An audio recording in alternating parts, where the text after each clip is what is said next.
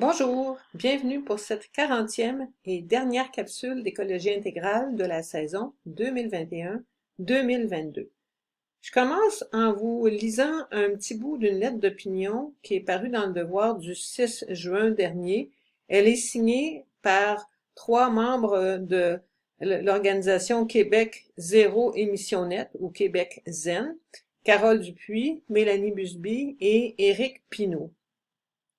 Devant les pires menaces auxquelles l'humanité ait dû faire face, soit l'emballement climatique et l'effondrement des écosystèmes, le scénario qui domine présentement est celui de la pensée magique.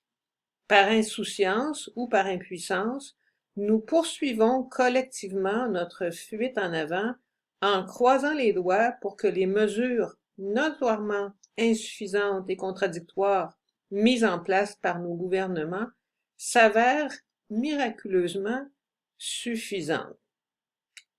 Est-ce que c'est pas un peu bizarre? Notre cerveau, notre raison, notre capacité rationnelle ne devrait-elle pas nous dicter d'agir immédiatement face à une menace aussi grave et urgente? Eh bien, le problème, c'est peut-être que c'est pas seulement notre raison qui nous guide quand on prend une décision. Les recherches en neuropsychologie montrent que nos émotions jouent un rôle essentiel dans nos prises de décision. Nous avons besoin de l'aide d'une petite structure de notre cerveau appelée amygdale. C'est pas les amygdales qui sont dans le fond de notre gorge, là. Ça a le même nom, mais c'est une partie du cerveau. Et cette structure a pour fonction d'attribuer une signification émotionnelle à tout ce qui entre par nos sens. Et des patients qui ont subi des lésions qui empêchent une bonne communication entre l'amygdale et le lobe frontal, la partie rationnelle de notre cerveau, ne parviennent pas ou parviennent très difficilement à prendre des décisions ou à faire des choix. Ça, conclusion, ça veut dire que nos émotions jouent un rôle fondamental dans nos choix.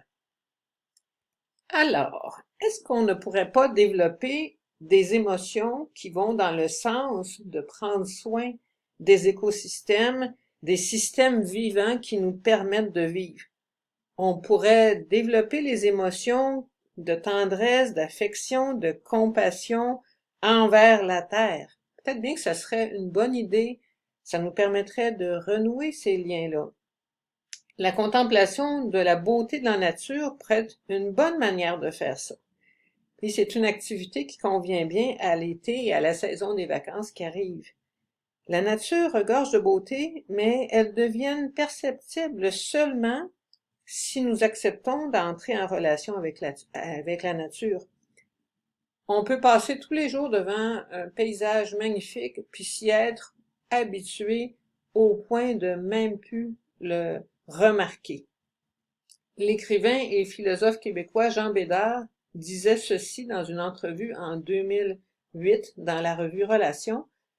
La beauté surgit de notre relation avec la nature. Il faut être deux pour aimer.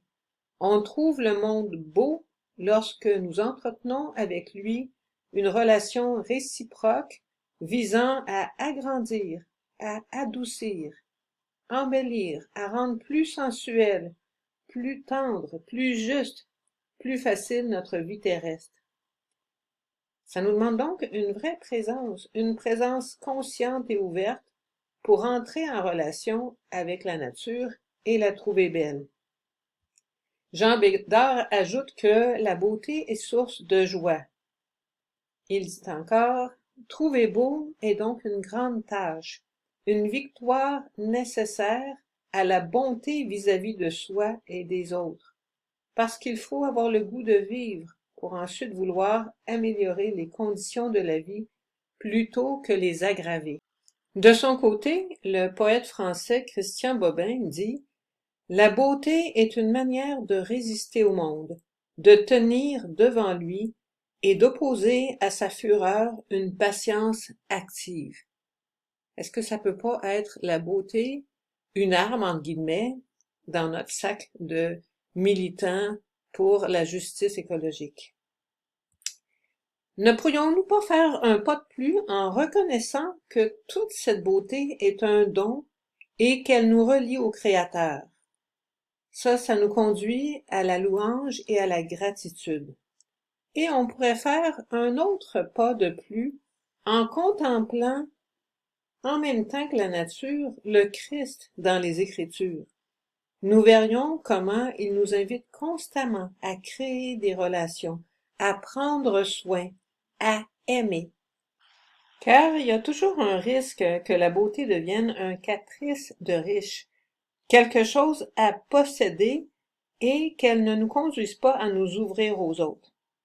Alors, contempler ensemble l'Évangile et la nature, ça nous conduit ailleurs, à la restauration et à la guérison de nos relations trop souvent blessées. André Beauchamp, un pionnier de la réflexion chrétienne et écologique au Québec, insiste dans son livre Voir la Terre autrement sur la nécessité de changer notre regard pour voir le beau, sur la nécessité aussi de voir, sentir, toucher, entendre. Mais pour cela, ajoute-t-il, il faut du temps, de la patience, du silence. Je nous souhaite, durant tout l'été, la grâce de cette patience et de ce silence. Puisque, comme le disait sainte Hildegarde de Bingen, une mystique du Moyen Âge, les yeux sont la fenêtre de l'âme. Alors, puissent nos yeux laisser entrer la beauté qui renouvellera notre âme.